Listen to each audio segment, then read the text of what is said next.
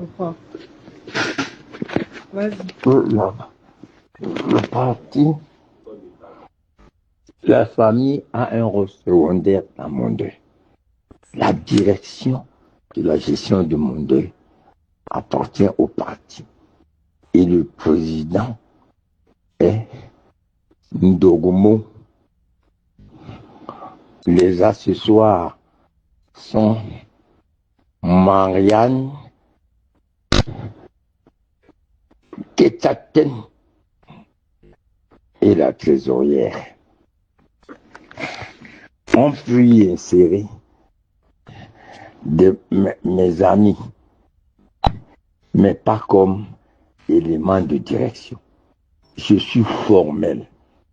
Il n'y a rien à ajouter. Mes enfants vont y travailler, mais la direction, je répète, est de l'ordre du parti. Point très. De nos jours, est-ce que l'on respecte encore les dernières volontés d'un défunt? Les amis, depuis la mort d'Anissé Ekane, arrêté pendant la crise post-électorale et enfermé en prison où il décède, une grosse controverse s'est créée autour de l'organisation des obsèques d'Anissé Ekane. Désormais, trois clans se disputent l'organisation des obsèques. Le premier, ce sont ses enfants. Le deuxième clan, c'est son parti politique. Et le troisième clan, c'est le pouvoir. Pourtant, nous avons suivi dans les réseaux sociaux les voices et une lettre laissée par le défunt qui souhaitait que son parti, et rien que son parti, doit prendre en charge l'organisation de ses obsèques. Sauf que les enfants disent « niet, ça ne se passera pas comme ça ». Et comme ça marche pour le pouvoir, pour saper l'organisation des obsèques, ils sont entrés dans la danse et essayent de soutenir les enfants. Et pourtant, nous savons que le papa a souhaité que ces obsèques s'organisent par son parti politique. Depuis lors, les deux partis, les enfants et le parti politique, sont en justice. Et pendant ce temps, on annonce déjà la date des obsèques. Jusqu'ici, on ne sait toujours pas qui est vraiment l'organisateur des obsèques d'Anissé Ekane. Écoutons un peu la conférence de presse organisée aujourd'hui par le Manidem d'Anissé Ekane. Écoutons ensemble. Laissez vos commentaires dans la barre de description. Partagez la vidéo et abonnez-vous sur la page. Par le secrétaire à la communication.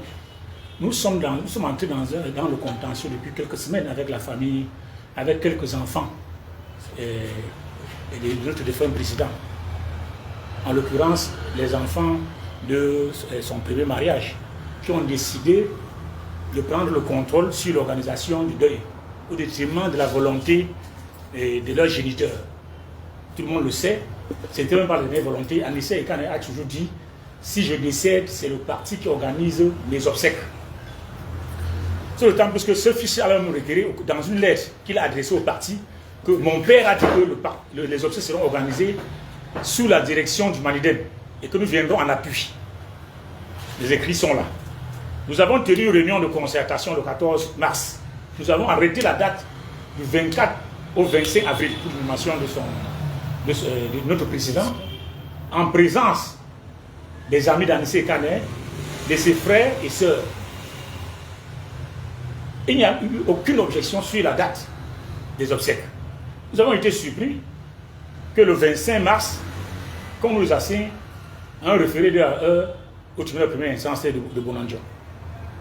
Ce référé de AE qui a duré 2 semaines et demie, dont le référé de AE devait le référer jour à jour, pour 3 lignes. c'est Mouna Ekane qui organisera les obsèques. L'hôpital à Kentini ne doit pas remettre le corps entier. Donc vous voyez que ce procès-là, c'était pour maquiller la volonté du gouvernement qui veut diluer, qui veut annihiler tout le sacrifice que Ekane a consenti pendant 54 années de sa vie. Donc toute la famille biologique qui gravite autour de ce procès ne sont que des acquis de circonstances. Ils sont 3.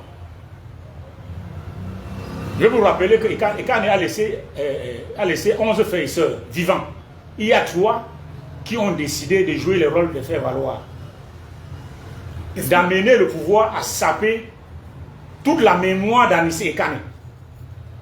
Vous n'allez pas oublier l'intrusion du gouverneur du littoral à l'aéroport lors du transfert de la dépouille pour Douala.